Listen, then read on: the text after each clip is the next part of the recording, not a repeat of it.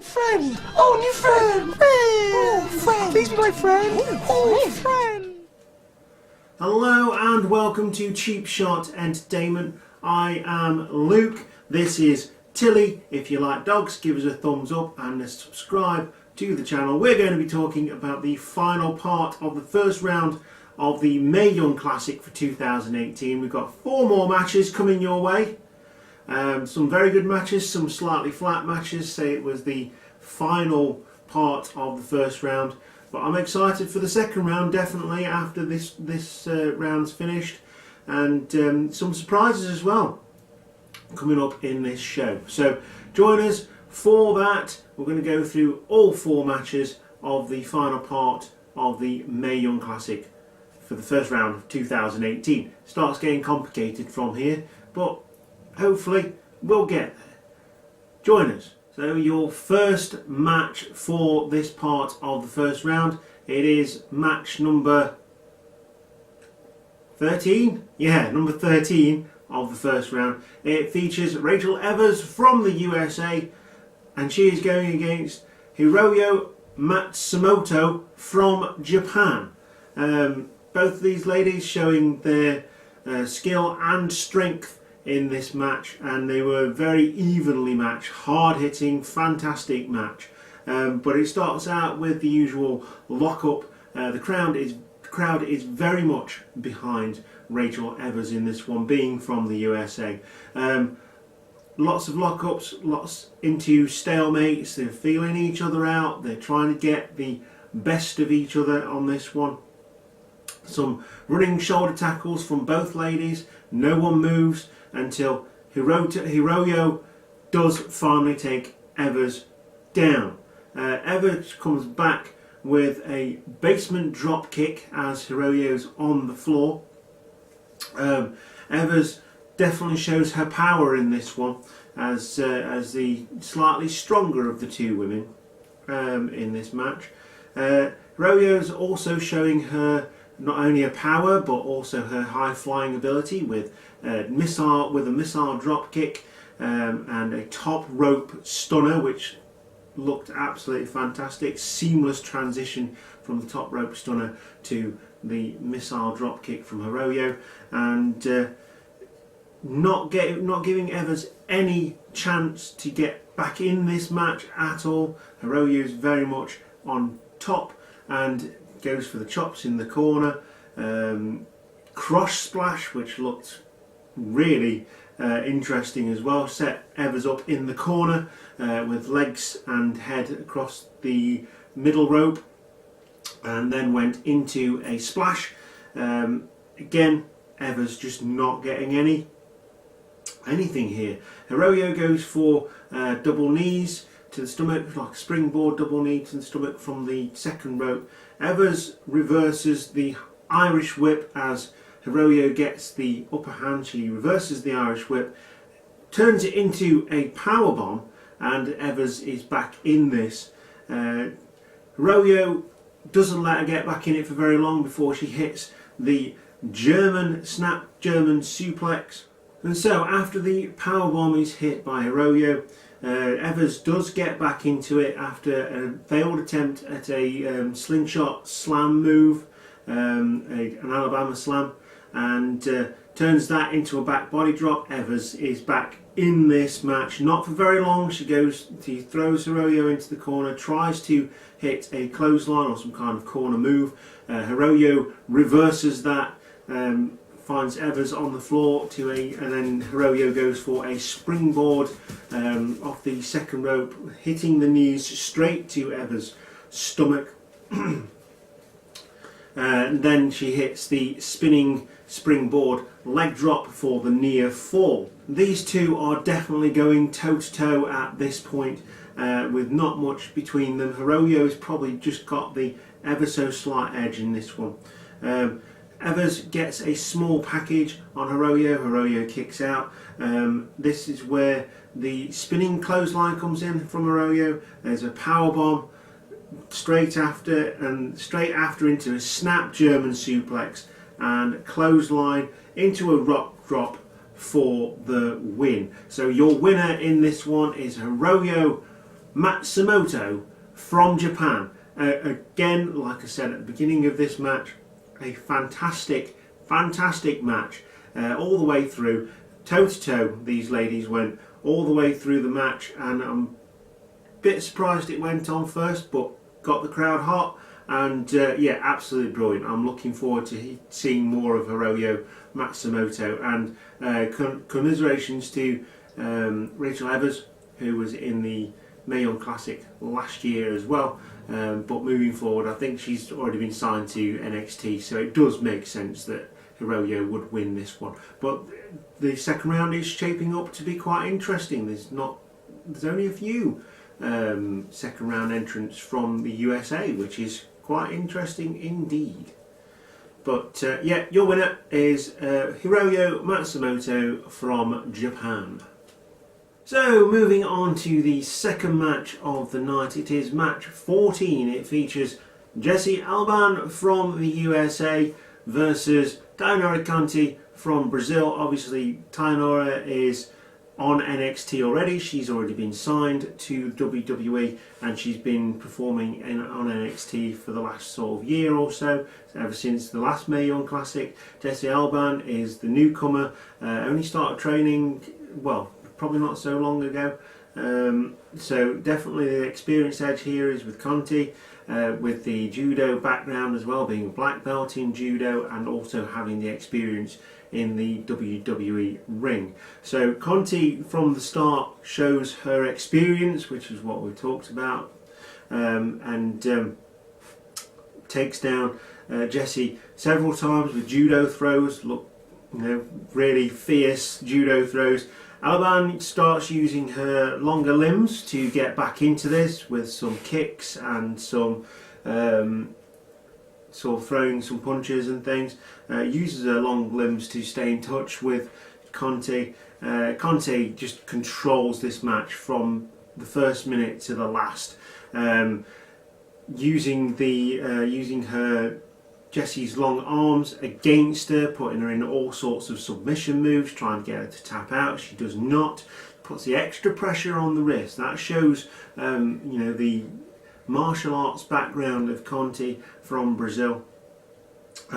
Conti goes for a kick in the corner. She misses, kicks the turnbuckle. Jessie gets back in it. She has a mini comeback. She hits a slingshot kick to the back of the head. Conti then hits a judo throw into a side slam, and that is her finishing move, and Conti gets the win. Very short match. It was okay, but I felt it was a little bit flat putting these two ladies together. It was obviously going to be set up for Conti to win this one, having the experience edge. But the best lady definitely won in this case, and that is Tainara Conti from Brazil, moving on to the second round. So going on to the third match of the night, it featured Isla Dawn from Scotland and Nicole Matthews from Canada. Now, a big thing was made about Nicole Matthews having 12 years experience, and let me tell you something, in this match that showed. That paid off for Nicole Matthews in this one. Early lockup, Matthews is on top. Matthews is showing her strength in this one, Isla Dawn being the smaller of the two, but showing a lot of that Scottish fight that we know from wrestlers like Nikki Cross, going back to NXT. Dawn takes down and kicks Matthews in the back of the head, so she's coming back at this point. Goes for the corner attack on Matthews. Matthews reverses it, hits a neck breaker which looks absolutely sickening in the corner. Going into the back breaker, going into kicks and then the back breaker. Matthews controlling Dawn all the way through this match. Dawn just cannot get going. Matthews showing her experience in this match. There's a series of strikes from Isla Dawn that show that she's still got a little bit of fight left, and that changes the momentum in Dawn's favour at this. And Dawn hits the snap suplex on Matthews, goes in straight into a kick, and he then hits a beautiful looking fisherman's suplex into a pin for a near fall, perfect plex if you will. Hits a Samoan drop, Canadian sort of backbreaker drop by Isla Dawn. It was really weird. I don't know if they sort of fell back without knowing it, but it was kind of like Canadian backbreaker into a Samoan drop. High impact clothesline from Matthews following that after the near fall, and then Dawn is down. Matthews then shows her experience edge, going straight into the submission, a Chris Jericho-esque lion tamer from Matthews. Dawn taps out. We have a submission finish, and your winner, moving on to the next round from the USA, from Canada, sorry, not the USA, from Canada, is Matthews. So, Nicole Matthews hits a high impact clothesline on Isla Dawn as she's trying to attack Nicole Matthews.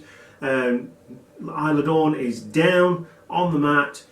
Nicole Matthews goes straight into the Lion Tamer finish. Absolutely beautiful looking move. Dawn taps out. Your winner from Canada is Nicole Matthews, not Isla Dawn. She's from Scotland, and she's moving on to the second round of the Mae Young Classic. Again, really good match. Felt like this could have been perhaps the last match or second to last match, going through the matches and what I've actually thought of them. Really good match. Isla Dawn showed everything that she wanted to show. It's a bit of a shame that we've only got one lady from the UK going through to the second round at this point. The final match of the first round, and it doesn't seem like very long ago when I was starting watching the Mae Young Classic, but it is 4 weeks ago now. 4 separate videos, 4 separate weeks between the two, between the 4 rounds, 4 parts of the first round, sorry, and yeah, it doesn't seem like that long ago since I started watching it, but I do appreciate the fact that the network WWE is putting this on week by week, so it gives you something to look forward to. I remember last year, I think they put it all on at the same time. You can just watch all the way through. A bit like the British tournament as well. For the UK Championship, they put it all on a couple of days.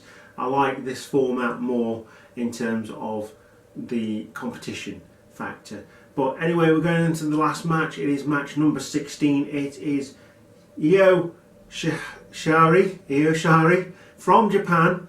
Comes in with a lot of fanfare. She was the top lady in Japan. WWE signed her on a house show that they did in Japan. So it's pretty much setting up for an Io Shirai win in this match. But we'll get to that. And she's going against a young lady, 19 years old, second generation superstar in Zia Brookside, who incidentally you can catch in Leicester at Hope Foxes number 4, and that is on the 6th of October. I believe the doors open at 2 with the first bell going at 2:30. You can head over to hopewrestling.co.uk to get your tickets for that show. There's also featuring a WOS wrestler, World of Sport wrestler in Viper. She's going to be there as well. Obviously a competitor on the Mae Young Classic last year. So they're really pulling out all the stops for the Hope Wrestling Foxes. So if you want to go and meet Zia Brookside and get entertained by the ladies, it is a ladies only show, then head over to Leicester and get your tickets from hopewrestling.co.uk. We now go into the action, the start of the action. Zia goes straight in. She knows that she hasn't got the experience edge over Io, and she comes in with quite a reputation, so she goes straight for it. After the handshake, show of respect from both ladies, she goes straight into it. Starts with the clubbing blows to Io's chest, tries to get the jump on Io, but she goes for the head scissors takedown. Io then jumps out of it as she's going over, lands on her feet, which is there's some quite athletic moves there from both ladies. Io then comes out on top.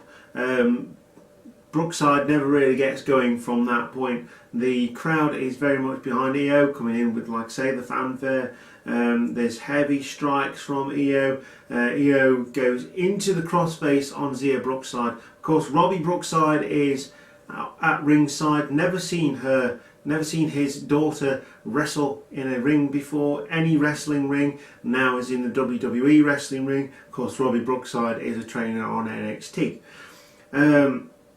Brookside manages to get a small comeback after the crossface. Manages to get out of that. Gets a small comeback. Tries to go for a clothesline, I think it was, and Io just stays on top. She's completely in control of this match. I was expecting a bit more of a back and forth encounter, a bit more of a level encounter for the final match of the first round, but we didn't get it. Zia Brookside is down after a move from Io. I think it was a face kick, and Io shows her high flying move. She hits an Asai moonsault and she gets the pin for the win. Incidentally, the moonsault didn't quite land. It looked like it got Brookside in the stomach with her knees, so it didn't quite work out. But how do I say this? I was quite disappointed with this match. It was very quick. It came in with a lot of fanfare. Obviously, Brookside is a well-known name in the UK. And Zia is making a name for herself. She didn't get any help from her dad, just shares obviously the Brookside name in terms of wrestling. She's from Leicester, which is right down the M1 from me, not very far at all. She's going to be wrestling in Leicester at Hope Foxes, which is pretty cool. And yeah, it reeked of everything that you could predict some of the matches based on the fact that a lot of the ladies would go straight back to their independent shows. Zia Brookside, for example, has been advertised on Hope Foxes for a long time. For this particular Hope Foxes on the 6th of October. So I could have guessed that she wouldn't win, but I hoped that she would have put up a bit more of a fight in this one. Obviously, the WWE are big on Io, having signed her and come in with a lot of fanfare to this match. So yeah, it was the first time that we've seen her in WWE. Like I say, she's come in with a lot of fanfare, a bit like Kairi Sane, and yeah, she's going on to the second round. But I still can't help thinking that this match probably could have been a lot better than it was allowed to be. And that's not down to the ladies, that's down to whoever decides what's going to go off in the match. And so that is the end of the first round of the Mae Young Classic for 2018. We've seen lots of good matches, we've seen some quite tepid matches, and we've seen some very short matches in this one. But overall, better than 2017 so far, and I am looking very much forward to the second round. Moving on to the second round and onto the quarterfinals, semi-finals and the final, which will take place at WWE Evolution, which is the all-women's pay-per-view, which will take place in New York on the 28th of October 2018. But if you are from the East Midlands, if you're from the Midlands in general and you want to see some all-women's wrestling, get over to hopewrestling.co.uk and get your tickets for the Hope Wrestling Foxes show, which features World of Sport wrestler Viper and Zia Brookside, who had the final match on the first round of the Mae Young Classic 2018. You can see them, you can meet them, you can get their autographs, you can talk to them, perhaps even have a picture with them, and it's all at a reasonable cost. Incidentally, there's also a proper show as well, the one that features everyone. I say proper show, a main show that's going to go off afterwards as well, a bit later on during that night. Evolution 71, I believe it is, and it is Grand Theft Autumn, so it's well worth watching that. It's a ladder match for the briefcase, in which the briefcase holder can go for any title at any time at any show. So if you're looking for some cheap wrestling, WWE alternative, get over to hopewrestling.co.uk. There's also a Grand Theft Autumn in Mansfield, which I will be going to and reporting back on for Cheap Shot Entertainment as well. That is taking place on the 12th of October, and hopefully we'll see you there. If you like Tilly and you want to see her a bit more, definitely give it a thumbs up. Click the subscribe button, hit the notification bell, and join us next time. I've been Luke, and I'll see you again. Bye bye.